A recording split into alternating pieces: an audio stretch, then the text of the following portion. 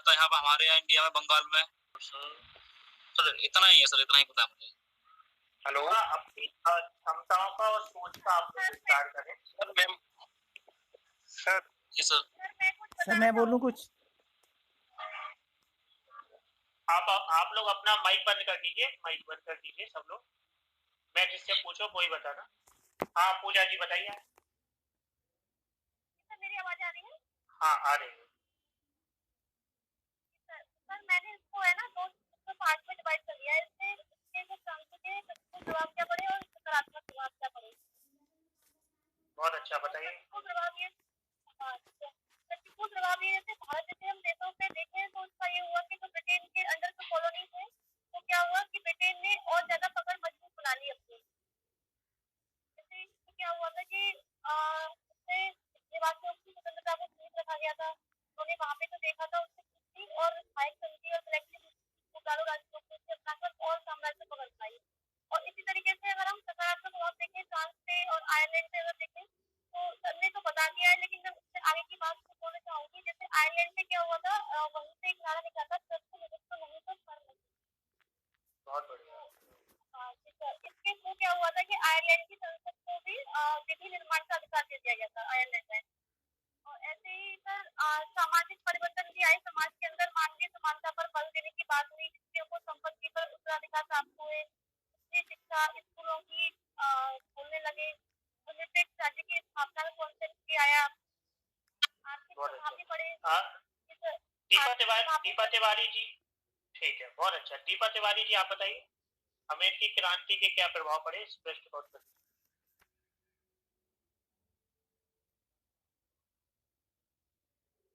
आप सुन पा रही है दीपा तिवारी जी, आप बताइए।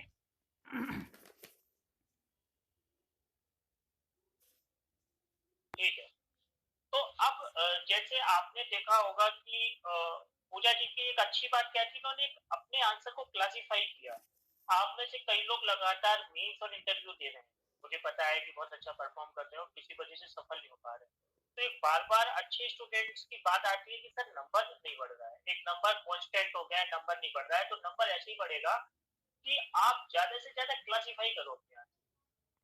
जैसे कि इन्होंने बताया कि सकारात्मक प्रभाव पड़ा, नकारात्मक प्रभाव पड़ा, इसी तरह आप क्लासिफाई करिए कि अमेरिका पे क्या प्रभाव पड़ा, शेष विश्व पर क्या प्रभाव पड़ा।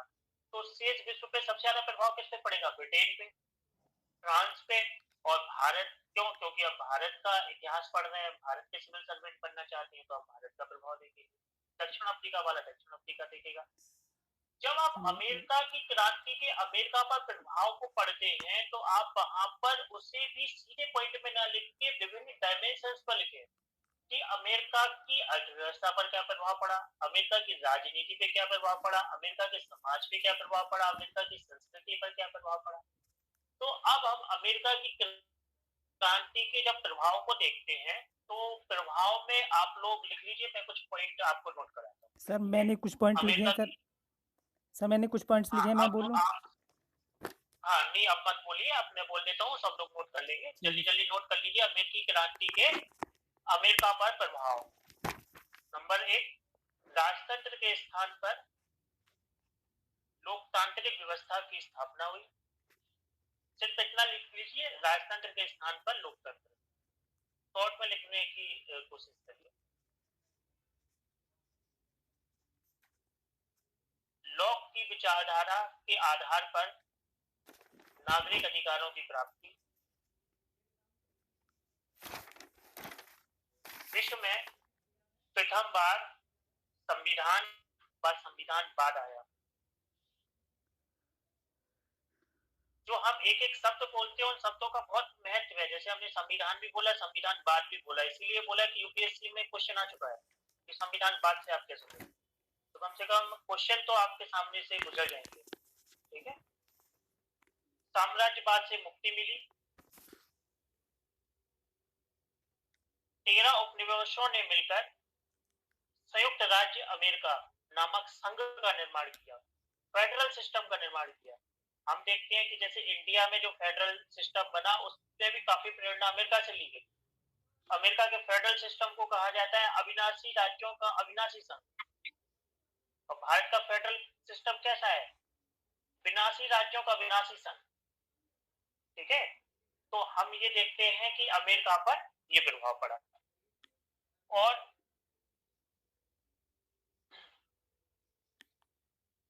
अब हम देखते हैं ब्रिटेन पे क्या प्रभाव पड़ा।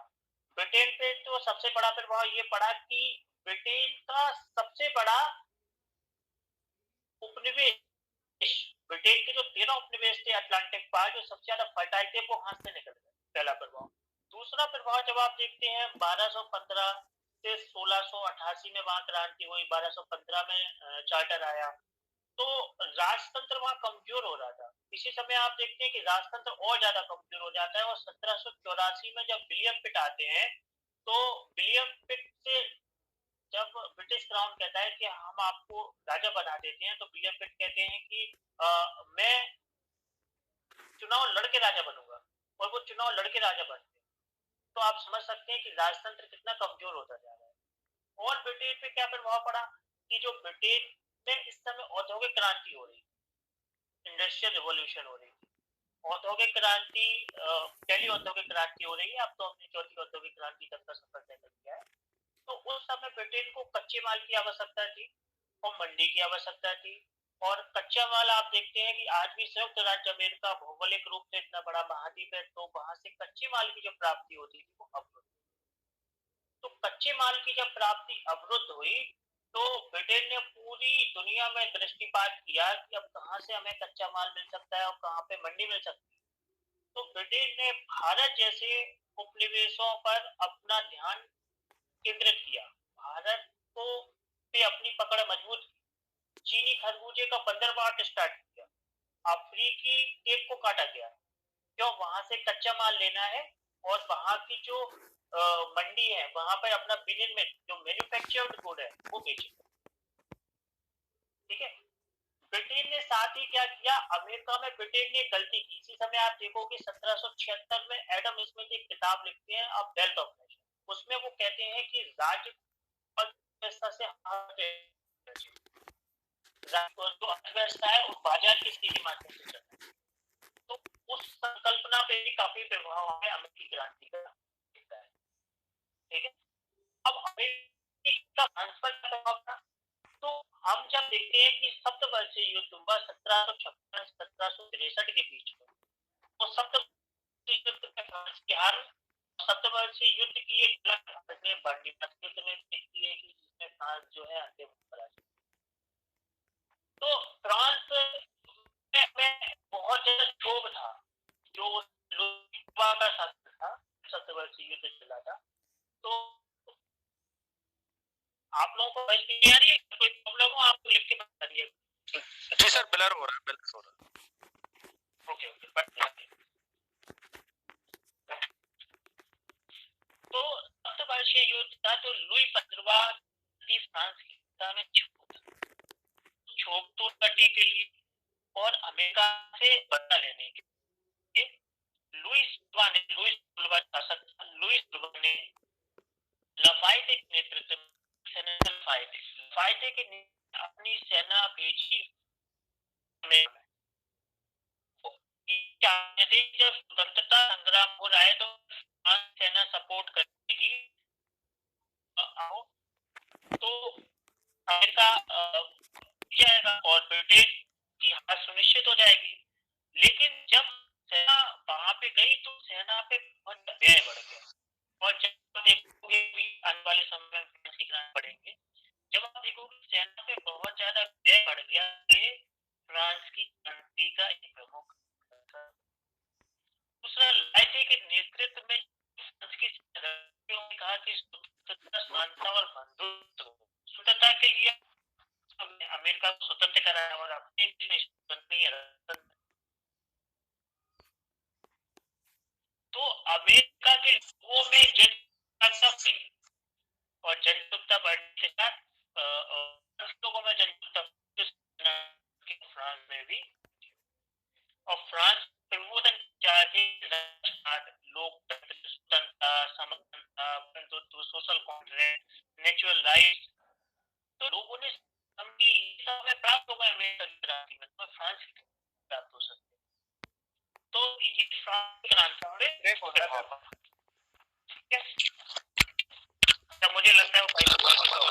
ब्रेक हो रहा है सर। ओके ओके, अब आ रही? हेलो, अब आप लोग सुन पा रहे? सर आवाज नहीं आ रही है जी सर, जी सर, अब आ रही है सर। जी सर, अब आ रही है। तो अब हम देखते हैं कि फ्रांस की क्रांति पे अब फ्रांसी क्रांति पे प्रभाव पड़ा। मूल प्रश्न ये कभी भी आ सकता है, अब तक विचार में नहीं आया कि क्रांति का भारत पर क्या प्रभाव पड़ा। ये भी आ सकता है, आप लाइन ऑफ थॉट दे रहे हैं कि अमेरिका और फ्रांस की क्रांति का भारत पर प्रभाव पड़ा। दोनों को मिलकर कुछ पूछ लें। अमेरिका क्रांति का क्या प्रभाव पड़ा, तो कॉन्क्रीट पॉइंट हम आपको दिखाते हैं, समझा देते हैं, आप समझिए। आप देखिए कि 1773 में रेगुलेटिंग एक्ट आया। आप पढ़े तो हर चीज क्यों करके पूछा सर वॉइस नहीं आ रही सर, वॉइस क्लियर नहीं आ रही। वॉइस नहीं आ रही सर, सर आवाज क्लियर नहीं आ रही सर, आवाज नहीं आ रही आपकी बिल्कुल भी साफ।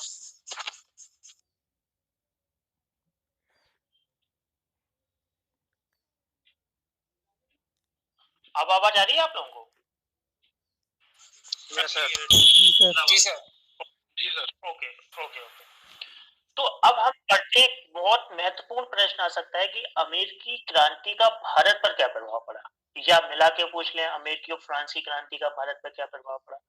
तो अमेरिकी क्रांति का जब हम भारत पर प्रभाव देखते हैं तो पहला ही हमें दिखता है कि 1773 में रेगुलेटिंग एक्ट आया। तो 1773 में ही रेगुलेटिंग एक्ट बॉक्स जाके सोचा करिए। एक सिविल सर्वेंट से यही उम्मीद किया जाता है कि समाज से हटके सोचे कि 1773 में क्यों आया।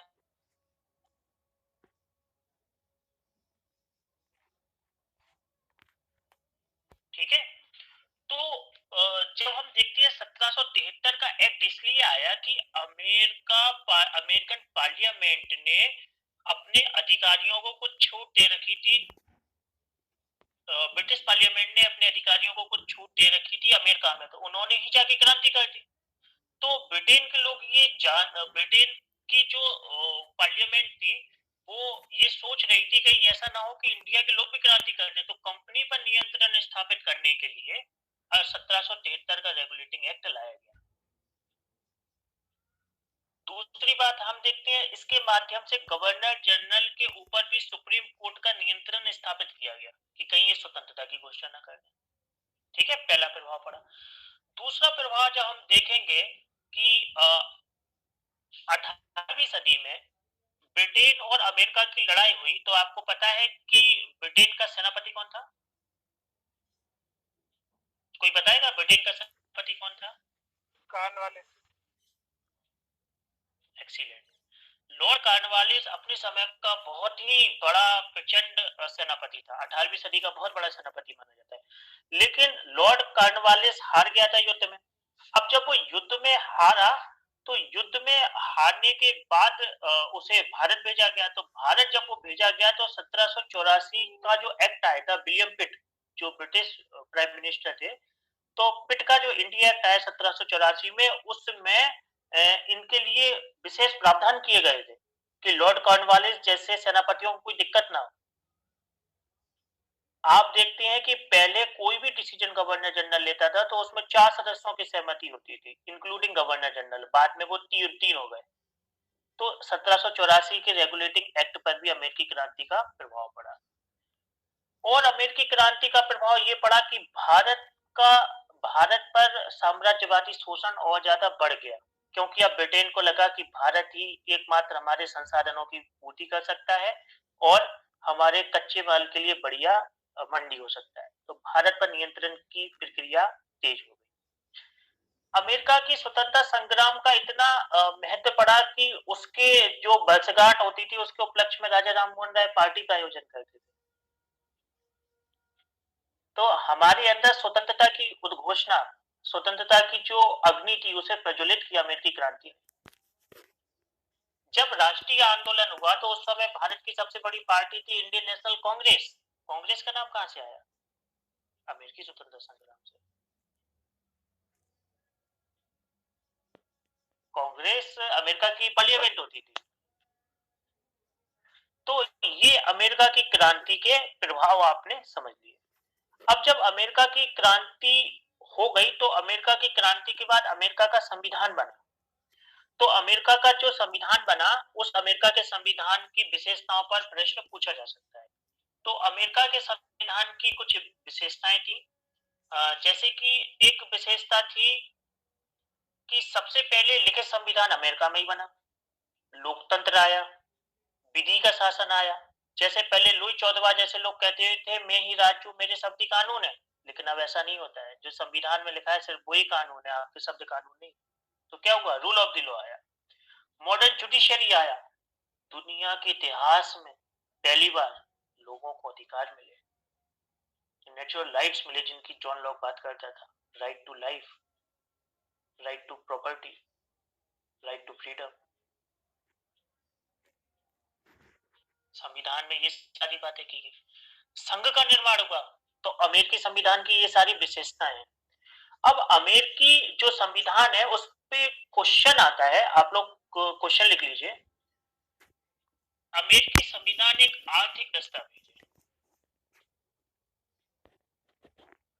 अमेरिकी संविधान एक आर्थिक दस्तावेज है।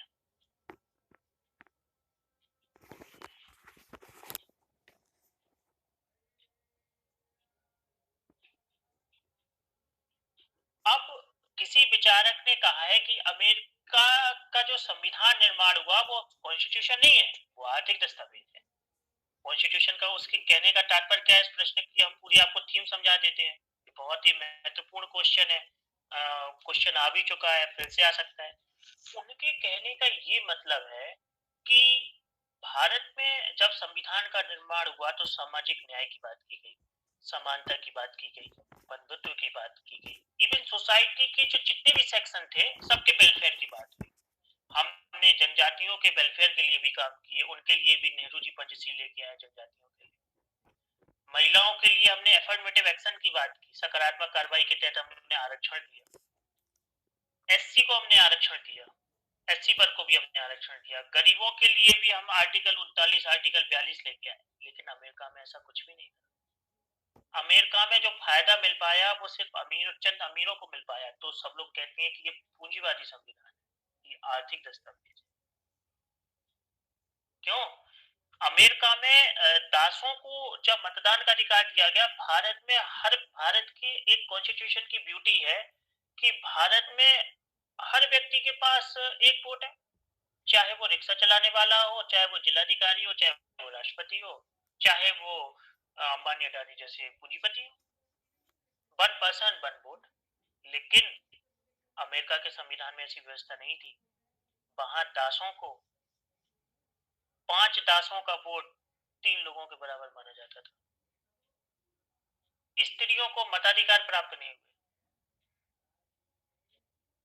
जो गरीब ब्लैक होते थे, गरीब जो पुअर व्हाइट सेटलर्स होते थे, उन्हें अधिकार प्राप्त नहीं हुए। तो ये कहा जाता है कि अमेरिका का संविधान एक आर्थिक दस्तावेज है। लेकिन हम लोगों को इस स्टेटमेंट से एग्री नहीं होना है। हम लोगों को कहना है कि नहीं, अमेरिका के संविधान में वो आशा की किरणें नीति थी जिन्होंने बाद में पूरी दुनिया को प्रकाशित किया। हम देखते हैं कि 1861 से 65 के बीच में अमेरिका में गृह युद्ध होता है, और गृह युद्ध में दासों को अधिकार मिल जाते हैं। बाद के दौर में स्त्रियों को अधिकार मिल जाते हैं। बाद के दौर में हम देखते हैं कि कुछ समय ऐसे भी आए कि अमेरिका में गरीबी पूरी दुनिया के मुकाबले काफी कम, गरीबों की संख्या कम। आप देखोगे मार्टिन लूथर किंग जूनियर जो अपनी स्पीच देते हैं, वो अपनी स्पीच में कहते हैं आई हैव अ ड्रीम। हम लोगों ने एक सपना देखा था। अमेरिका में 1960 और 70 के दशक में आंदोलन होते हैं और अमेरिकी के लोगों को अधिकार प्राप्त होते हैं। अमेरिका में स्टैच्यू ऑफ लिबर्टी लगती है, स्वतंत्रता की प्रतिमा लगती है। तो हम सिर्फ इसे पूंजीवादी आर्थिक दस्तावेज नहीं कह सकते। अमेरिका था, अमेरिका ने एक ब्लैक को राष्ट्रपति भी बनाया, बराक ओबामा के रूप में। समस्या अभी भी आप देखते हो कि वहां पे ब्लैक और व्हाइट के बीच में स्ट्रगल होता रहता है। ठीक है, अब हमने अमेरिकी क्रांति के कारण, स्वरूप और उसके प्रभाव पर चर्चा कर ली, अमेरिका के संविधान पर चर्चा कर ली, भारत से उसकी तुलना कर ली। अब इंडियन पॉलिटी में अगर आप देखोगे पेपर 2 के मेन के सिलेबस में एक टॉपिक है विभिन्न संविधानों के साथ भारतीय संविधान की तुलना। तो ये पॉलिटी में भी क्वेश्चन आए तो आप अच्छे से डील कर लेंगे कि वहां की संघीय व्यवस्था कैसी है, वहां पे मौलिक अधिकार किस तरह के हैं, वहां रूल ऑफ द लॉ किस तरह का है, वहां लोकतंत्र कैसा है। ठीक है, तो एक आपको हमने गहराई दे दी है, बाकी आप कर लीजिए। अब अमेरिका पढ़ते पढ़ते एक महत्वपूर्ण टॉपिक पे हम लोग बात कर लेते हैं। वैसे क्वेश्चन अभी तक जनरल स्टडी में आया नहीं है, लेकिन अभी अमेरिका में कुछ ऐसी घटनाएं हुई कि वहां पे ब्लैक और व्हाइट के बीच में डिवाइडेड अमेरिका की बात हो गई।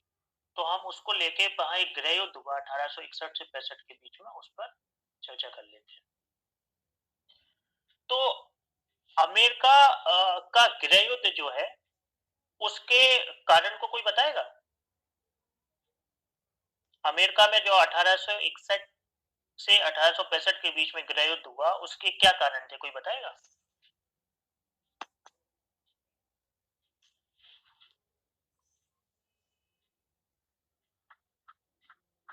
हेलो हाँ बताइए। सर, मैं बताऊं? हाँ बताइए। सर, जो वहाँ के प्राइम मिनिस्टर अब्राहम लिंकन, जो वो जब राष्ट्रपति वहाँ बने थे, तो जो वहाँ की जो प्रजा थी वो उनसे नाखुश थी। और सर, वहाँ की जो भौगोलिक स्थिति है वो भी इसका रीजन था। जैसे कि वहाँ जनसंख्या की भिन्नताएं थी, और जो उत्तरी राज्य थे वो धनी लोग थे, और जो दक्षिणी अमेरिका था वहाँ का वो थोड़ा पुअर कंडीशन से थे। सर, ये रीजन थोड़ा सा पता है। बहुत अच्छा, आपने 3 प्रमुख कारण बताए कि एक तो अब्राहम लिंकन का बनना, दूसरा भौगोलिक कारण थे, और तीसरा वहां के लोग। इसमें कोई और ऐड करना चाहेगा? जी सर, मैं बताऊं सर? हाँ बताइए। जी सर, सबसे सर मेन कारण मेरे अकॉर्डिंग सर ये था, वहाँ दास प्रथा सर जो प्रचलित थी सर, सबसे बड़ा कारण तो वही था। और सर आर्थिक असमानता और सर दास प्रथा समर्थक राज्यों का अलग होना, और उत्तरी और दक्षिणी राजनीतिक प्रचार, सर यही थे सर। बहुत अच्छा आपने बताया। तो अमेरिकी जो गृह युद्ध हुआ वो गृह युद्ध के कई कारण थे। पहला तो आप जैसे कहिए तात्कालिक कारण जो था, आप जब उत्तर बताते हो क्रांति के तो ऐसे बताइए तात्कालिक कारण, और दूसरा मूलभूत कारण। तात्कालिक कारण क्या था? अब्राहम लिंकन का चुनाव जीतना। अब्राहम लिंकन रिपब्लिकन पार्टी के कैंडिडेट थे, और जैसे ही वो तो हम लोगों के लिए बहुत प्रेरणादायक व्यक्तित्व भी हैं, क्योंकि वो हर जगह असफल हो रहे, और जब सफल हुए तो विश्व के सबसे शक्तिशाली अमेरिका के राष्ट्रपति पद को सुशोभित किया। तो हम लोगों को भी बहुत आकर्षित करते हैं। इवन एथिक्स में लगातार क्वेश्चन पूछे जा रहे हैं अब्राहम लिंकन के ऊपर। तो हम देखते हैं कि इसका तात्कालिक कारण था कि रिपब्लिकन पार्टी के कैंडिडेट अब्राहम लिंकन का चुनाव जीतना। अब्राहम लिंकन का चुनाव जीतना इतना गेम चेंजर कैसे हुआ? वो गेम चेंजर ऐसे हुआ कि रिपब्लिकन पार्टी और उनका ये कहना था कि हम दास प्रथा को समाप्त कर देंगे, क्योंकि दास प्रथा की पूरी दुनिया में आलोचना हो रही थी। 1843 तक तो आते आते भारत में भी दास प्रथा समाप्त हो गई। लेकिन जो दक्षिणी अमेरिका के राज्य थे, दक्षिणी अमेरिका के राज्य ये चाहते थे कि दास प्रथा बनी रहे, उन्हें दासों से फायदा था। वहां पे बागानी कृषि होती थी, कपास की खेती होती थी।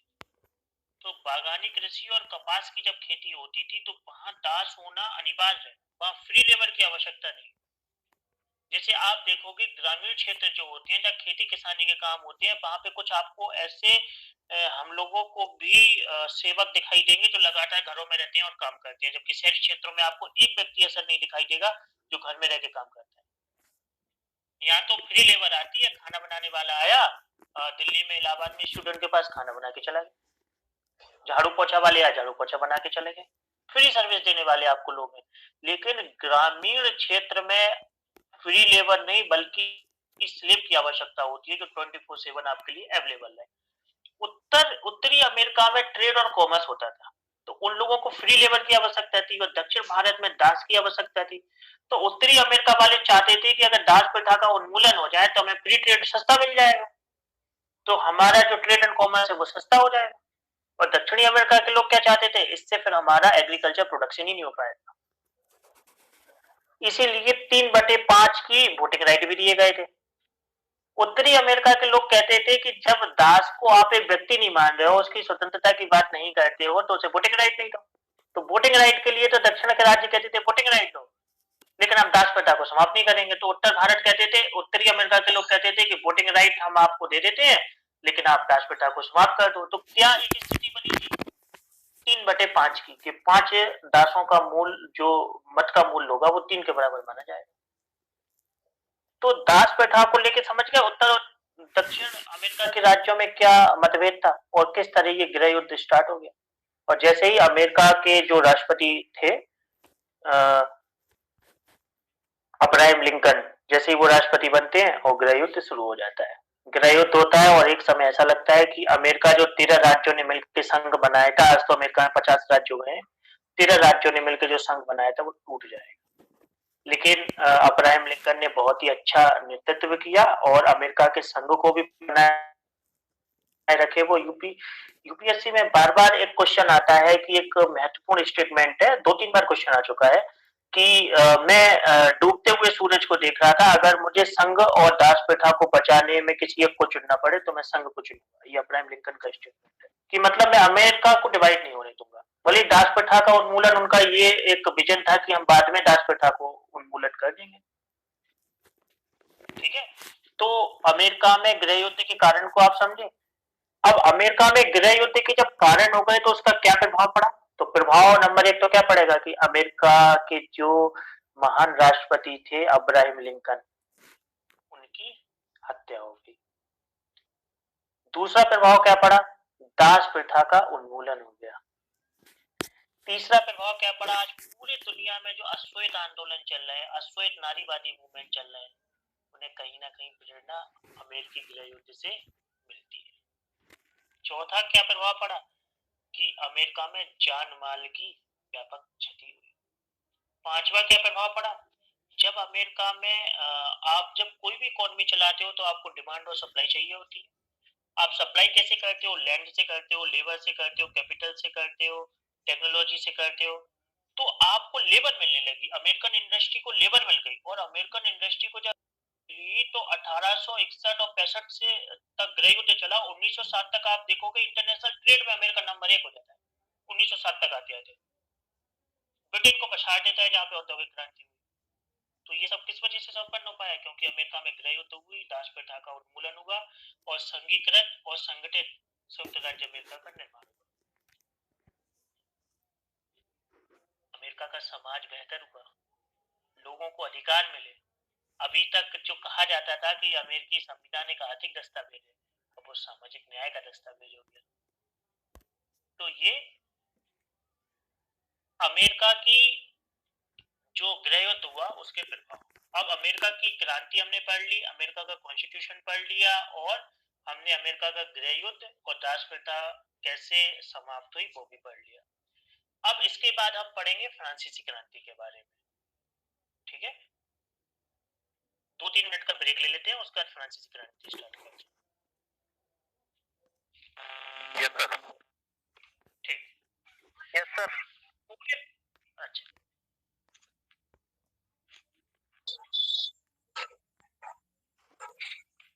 क्रांति आंदोलन को जाता है वो है फ्रांसीसी क्रांति।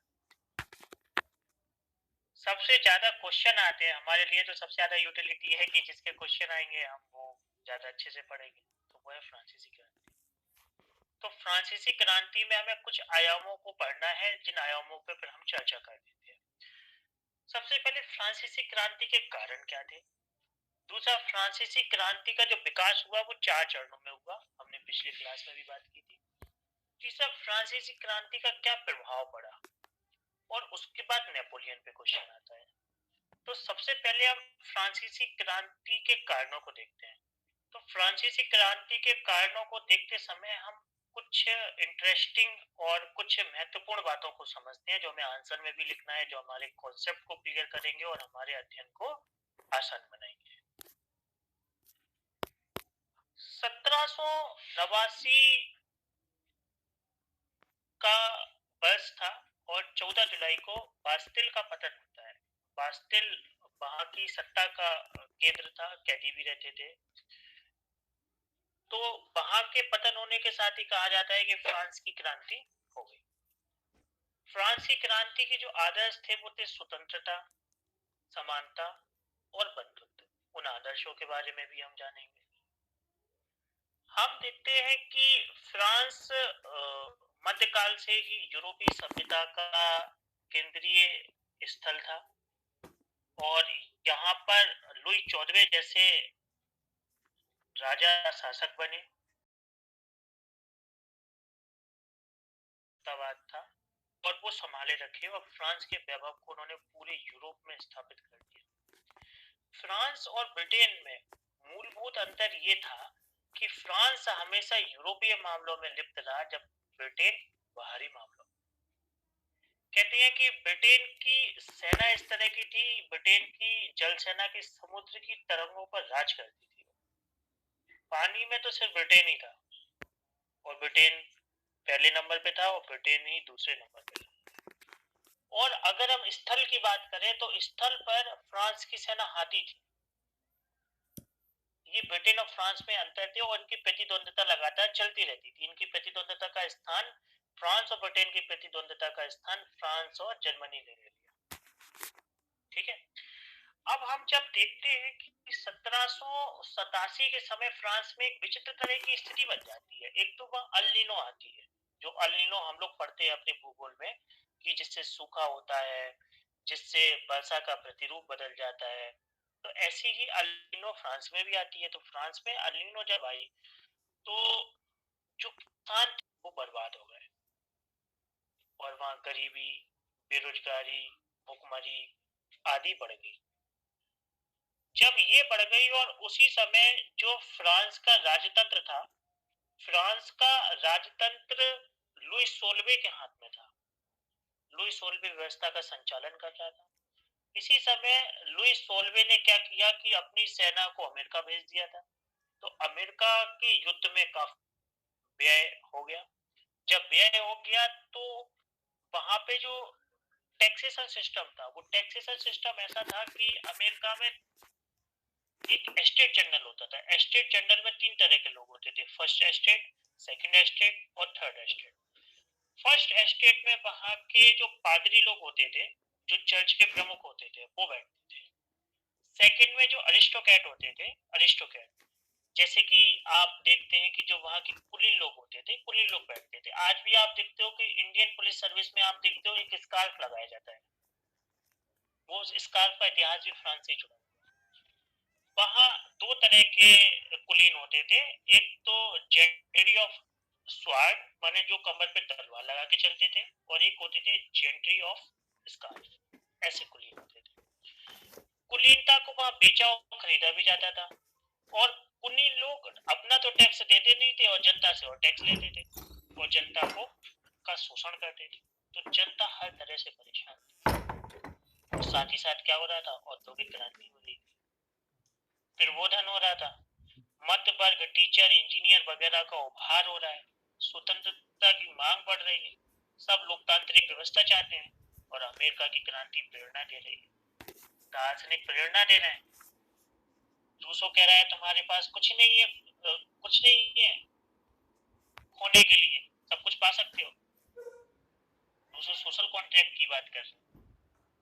रूसो बात कर रहे हैं कि कोई इतना गरीब ना हो कि वो अपने आप को बेच दे और कोई इतना अमीर ना हो जो दूसरे को खरीद ले। मतलब सेकंड स्टेट और थर्ड स्टेट की सीधी सीधी बात हो रही है, सेकंड स्टेट और थर्ड स्टेट की। इसी समय क्या होता है कि जब ये सारी घटनाएं होती हैं तो जो लुई 16वें थे, लुई 16वें का राजतंत्र में बिल्कुल मन नहीं लगता था और वो खुद ही उनका कहना था कि मुझे ताला बनाना पसंद है, लॉक, जो अलीगढ़ के ताले हैं, तो मुझे ताला बनाना पसंद है। अब जबरदस्ती वो सत्ता पे तो बैठ गए, लेकिन सत्ता पे बैठने के लिए लुई 14वें जैसा योग्य व्यक्ति चाहिए। मैं ही राज्य हूँ, मेरे शब्द कान, निरंकुश व्यवस्था है। किसी भी राजनीतिक व्यवस्था में अंकुश किस तरह के होते हैं? 3 अंकुश होते हैं, कार्यपालिका, विधायिका, न्यायपालिका।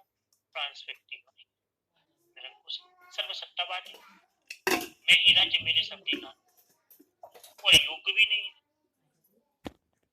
जब उनसे कहा गया कि अमेरिका की व्यवस्था खराब है और व्यवस्था कैसे सुधरे, तो उन्होंने कहा टैक्स लगा।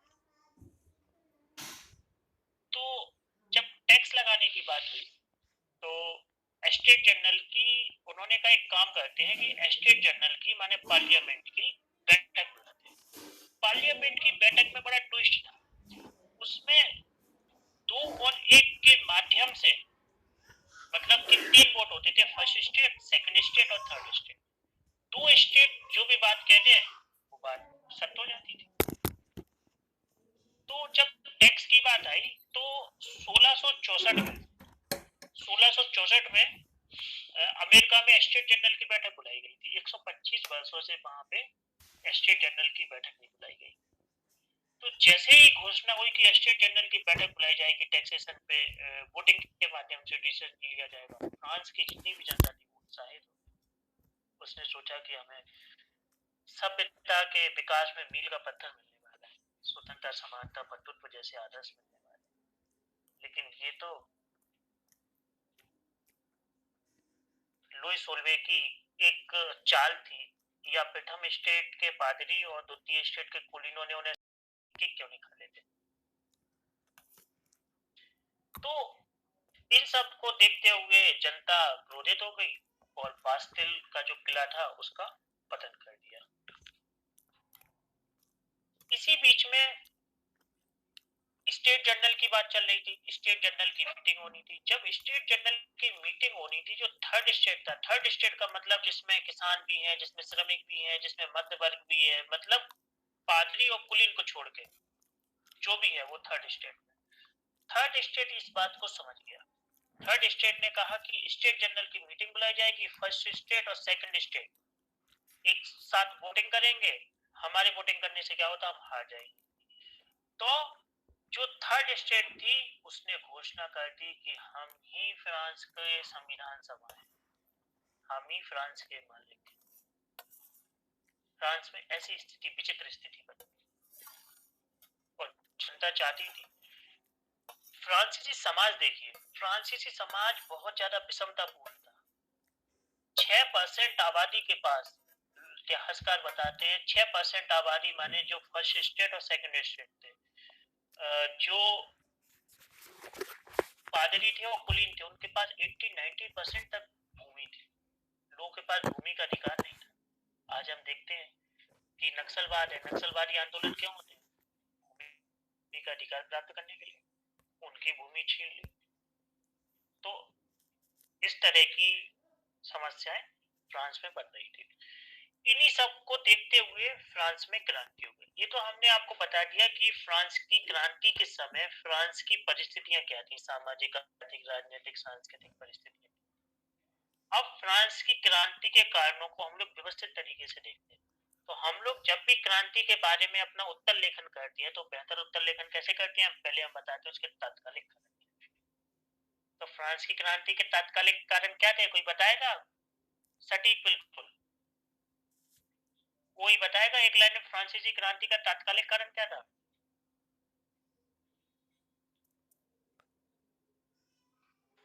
आप लोगों में से कोई बताएगा? हाँ, ये सब मध्यम वर्गीय का सर, मध्य वर्षर उदय और सर आर्थिक कारण, आर्थिक दुर्दशा और सामाजिक संरचना और सर राजनीतिक पतन। आपने मेरा प्रश्न नहीं सुना। मैंने कहा कि तात्कालिक कारण क्या थे, जैसे 18 मध्य वर्ग का उदय नहीं, और कोई सर सामाजिक विभाजन, ठीक है सर टेनिस कोर्ट सभा चलता रहेगा, तो बस ये हार जाएंगे। वो तो 2-1 के वोटिंग के माध्यम से जीत जाएंगे और जो डिसीजन लेंगे वो सही होगा, तो हमारे होने का मतलब ही नहीं हमारे वोटिंग करने का। तो इन्होंने बिल्कुल सही बताया, टेनिस कोर्ट की घटना या स्टेट जनरल की बैठक में विवाद होना, स्टेट जनरल की जो बैठक हुई इसमें विवाद हो गया। और तात्कालिक कारण क्या था, अल नीनो की घटना दूसरा तात्कालिक कारण था, लेकिन अल नीनो पहला तात्कालिक कारण। अब वास्तविक कारण क्या थे, तो वास्तविक कारण कोई राजनीतिक, सामाजिक, आर्थिक, सांस्कृतिक, दार्शनिक कारण। राजनीतिक कारण क्या था कि लुई सोलवा जो था वो निरंकुश भी शासक है, सर्वसत्तावादी भी है, लेकिन योग्य नहीं, डिसीजन नहीं ले पा रहा। और रानी मैरी एंटोनेट और ऑस्ट्रिया का हस्तक्षेप फ्रांस में ज्यादा है।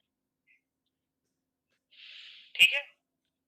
प्रतिनिधि सभा का अभाव था। जब प्रतिनिधि सभा होती है तो लोकतंत्र में विचार विमर्श के माध्यम से समस्याओं का समाधान आता है, लेकिन वहां तो 125 साल से स्टेट जनरल की बैठक ही नहीं हो रही थी, तो प्रतिनिधि सत्ता का भी, ठीक है। उसके बाद वहां की जो प्रशासनिक व्यवस्था थी उसमें बहुत ज्यादा भ्रष्टाचार था। अगर कोई योग्य व्यक्ति है तो पद को प्राप्त नहीं कर सकता है, और अयोग्य व्यक्ति पैसे के दम पे और परंपरा और वंशानुगत के रूप में पद को प्राप्त कर लेगा। तो भारत में भी तो ऐसे ही होता है। छात्र आंदोलन करते हैं कि वंशानुगत लोगों को और पैसे के आधार पर नौकरी दोगे, योग्य लोगों को क्यों नहीं दोगे। ये भी एक कारण बना।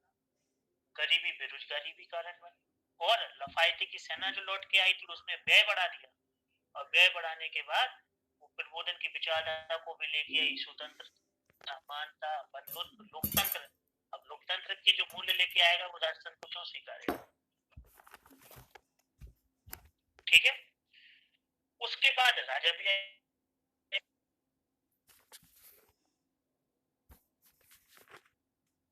देखते हैं कि फ्रांसीसी क्रांति के ऐसे क्या सामाजिक कारण थे जिस वजह से सामाजिक क्रांति में हम क्या देखते हैं। सामाजिक क्रांति में हमने आपको बताया कि first state, second state, third state, जो बार बार आप जो 3-4 लोगों ने मुझे उत्तर दिया तात्कालिक कारण का, तो आप लोगों ने बताया सामाजिक असमानता। तो सामाजिक असमानता थी। 6% आबादी के पास लगभग 70 सारी संपत्ति चर्च के पास कुछ नहीं।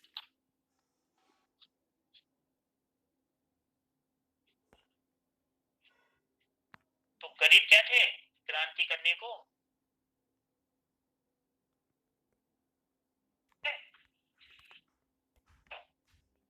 ये सामाजिक कारण थे। और दूसरे सामाजिक कारण क्या थे, शिक्षण संस्थाओं की स्थापना हो रही। और पेरिस को कहा जाता है वो क्रांतियों का शहर था। सारे फिलोसफर यहाँ के इकट्ठे होते थे, क्रांति की बातें करते थे। जैसे कभी आप लोग गए होंगे तो मुखर्जी नगर, वो भी क्रांति, वो भी विचारों का हृदय स्थल है। सारे इंटेलेक्चुअल लोग रहते हैं, नई नई बातें करते हैं। ऐसे जो भी इंटेलेक्चुअल थे वो पेरिस में जाके रहते थे। अगर कोई लंदन का भी अच्छा विचारक है तो वो पेरिस में जाता था। Karl Marx. आपको वॉइस क्लियर नहीं आ रही क्या आप लोगों को? आप लोगों को वॉइस क्लियर नहीं आ रही? सर क्लियर आ रही है सर। आ रही है सर। अच्छा, तो जो पेरिस था, पेरिस तो क्रांति का गढ़ कहा जाता है। पेरिस में अंतिम क्रांति हो गई 2015 में, पेरिस जलवायु समझौता। तो बड़े बड़े काम दुनिया में पेरिस में ही होते हैं। तो पेरिस में टी हाउस में बैठ के लोग Rousseau, Montesquieu, Voltaire, Turgot, Necker, Karl Marx, John Locke, सब ये जाते थे वहां पेरिस में। और पेरिस के पास ही बास्तिल में पतन हुआ, क्रांति स्टार्ट हुई।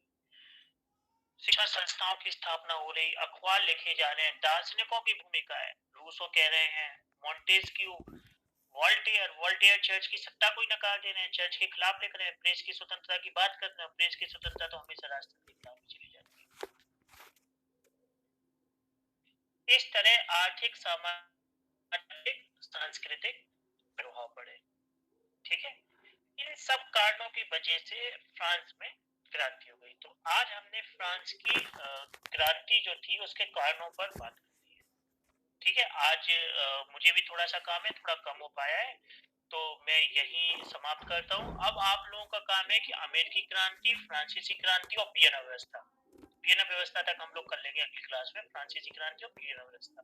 तो इन दोनों जो क्रांति है और वियना व्यवस्था है उसके आप नोट्स बना लीजिए और आंसर लिख लीजिए। अगली क्लास में मैं फ्रांसीसी क्रांति और वियना व्यवस्था दोनों समाप्त करूंगा, ठीक है। Okay sir. Okay sir. Thank you sir. Thank you sir. Thank you sir. Thank you sir.